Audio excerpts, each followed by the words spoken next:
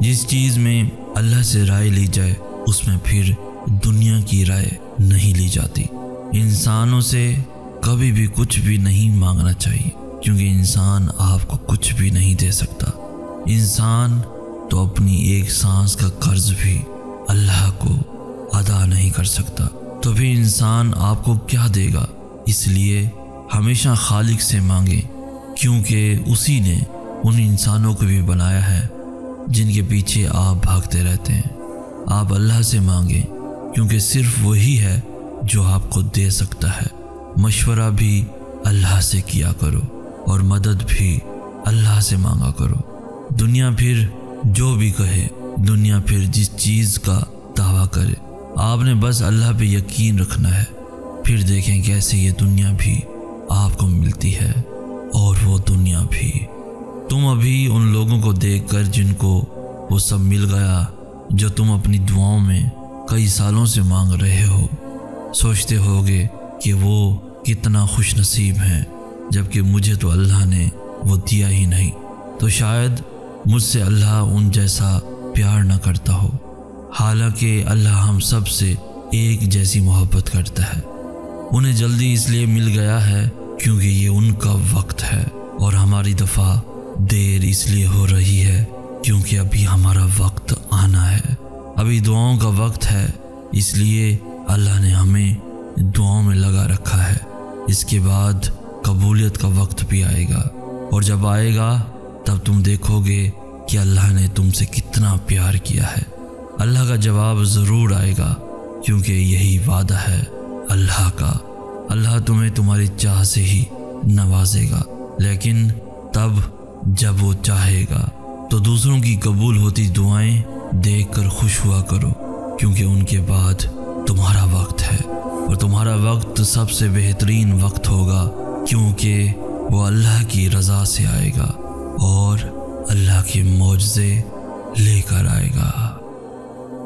منفی خیالات ہمیشہ شیطان کی طرف سے ہوتے ہیں، اور ایسے خیالات ہمیشہ ہمارا ذہن پیدا کرتے ہیں۔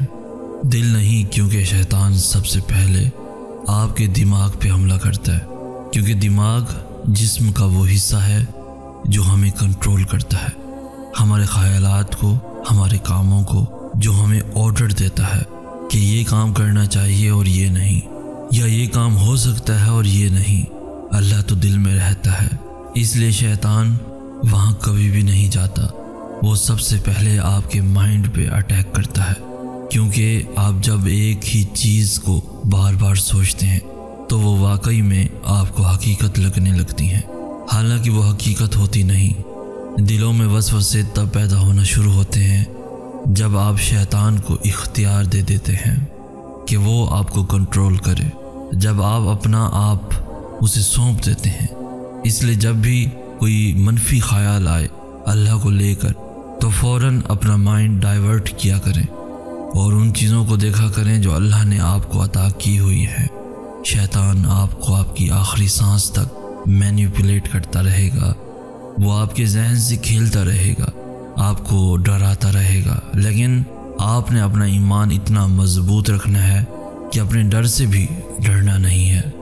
جب آپ سوچ لیں گے کہ میں نے یہ کرنا ہے، تو یقین کریں آپ وہ کام کیسے کر لیں گے آپ کو خود بھی پتہ نہیں چلنا۔ بس ساری بات آپ کی سوچ کی ہے، اس لیے توکل سے کھڑے رہنا ہے، گرنے نہیں دینا خود کو، کیونکہ جو اللہ کے بہت قریب ہوتے ہیں وہ شیطان کو پسند نہیں ہوتے، اور یوں وہ انہیں اللہ سے دور کرنے کی کوشش کرتا ہے۔ تو آپ نے ایسی کی تیسی کر دینی ہے، لیکن شیطان کو آپ کے اور اللہ کے درمیان فاصلہ بننے نہیں دینا۔ جب اللہ ہمیں آزمائش میں ڈالتا ہے تو وہ اس آزمائش سے ہمیں نکالنے کا بھی راستہ بناتا ہے، اور پھر آہستہ آہستہ ہمارا رخ اس راستے کی طرف مڑنے لگتا ہے اور ہمیں اپنی مدد سے قریب تر کرتا چلا جاتا ہے۔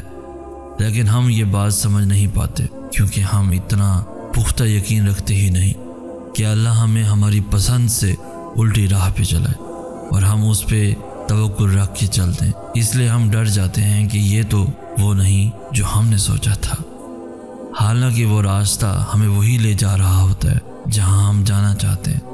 ہماری ہر آزمائش ہمیں اسی معجزے تک لے جا رہی ہوتی ہے جس کا سوچ کر ہم دعا مانگتے تھے۔ اس لیے اب جب بھی یہ محسوس ہو کہ کچھ بھی نہیں بدل رہا یا سب کچھ ختم ہو گیا تو سورہ بقرہ کی یہ آیت آنکھیں بند کر کے دہرانا، جس کا مطلب یہ ہے کہ تیار ہو جاؤ، اللہ کی مدد اب بہت قریب ہے۔ پھر دیکھنا آنکھیں کھولنے سے پہلے ہی معجزے ہو جائیں گے اور بگڑے ہوئے سبھی نصیب بدل جائیں گے۔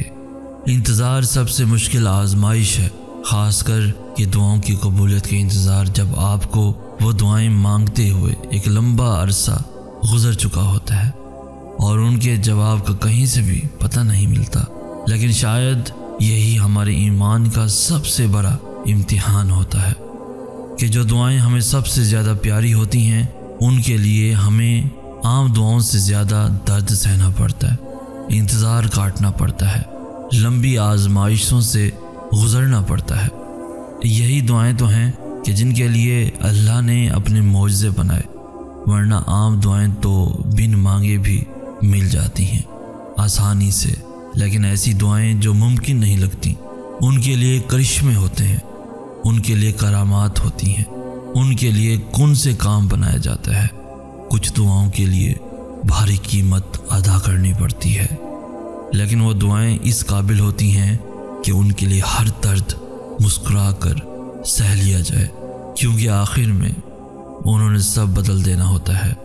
عموماً وہی لمحات معجزوں کے ہوتے ہیں جب درد کا زور آخری حدوں پہ ہوتا ہے۔ تو پھر مانگتے رہو، because some duas are worth waiting for, believe him۔ ہم شاید دعاؤں کو بڑا ہلکا لیتے ہیں، اس لیے ایک خاص وقت تک ہی انہیں مانگتے ہیں، اس کے بعد ہم تھک کر یہ کہنے لگتے ہیں کہ دعائیں قبول نہیں ہوتی، حالانکہ ہماری دعائیں تو ہمیشہ قبول ہوئی ہیں اور ہوتی رہیں گی۔ لیکن ہم دعاؤں کو ہمیشہ اپنی نظر سے دیکھتے ہیں اور ہماری نظر ہمیں وہی دکھاتی ہے جو ہمیں ملا نہیں ہوتا، اس لیے ہم اللہ سے بدگمان ہی رہتے ہیں۔ اب دعاؤں کو اپنے حوالے سے نہیں بلکہ اللہ کے حوالے سے دیکھنا اور سمجھنا سیکھیں، کیونکہ جب آپ اللہ کی مصلحتوں کا سوچ کر دعاؤں کی تکمیل کو دیکھیں گے تب آپ کو پتہ چلے گا کہ آج تک کوئی بھی دعا آپ کی ایسی نہیں جو خالی واپس لوٹی ہو۔ یہی خوبصورتی ہے دعاؤں کی کہ دعائیں یا تو بری چیزوں کو بہتر بنا دیتی ہیں یا پھر ہمارے دل کو برائی سے بہتری کی جانب موڑ دیتی ہیں، یا تو ہماری چاہت کو ہمارے نصیب کا حصہ بنا دیتی ہیں یا پھر اللہ کی چاہت کو ہمارے دل کا حصہ بنا دیتی ہیں۔ لیکن دعائیں رائے گاں کبھی نہیں جاتی، دعائیں کن کن وسیلوں سے آپ تک پہنچائی جاتی ہیں اور آپ کے کام آتی ہیں، آپ یہ کبھی بھی نہیں جان سکتے۔ دعائیں آپ کو بدل دیتی ہیں اور آپ کو اندازہ بھی نہیں ہوتا، اس لیے دعائیں نہیں چھوڑتے، کچھ مل جائے تب بھی اور کچھ نہ ملے تب بھی، کیونکہ جب آپ کو لگ رہا ہوتا ہے کہ آپ کو کچھ بھی نہیں ملا، یقین کریں تب بھی آپ کو بہت کچھ مل رہا ہوتا ہے۔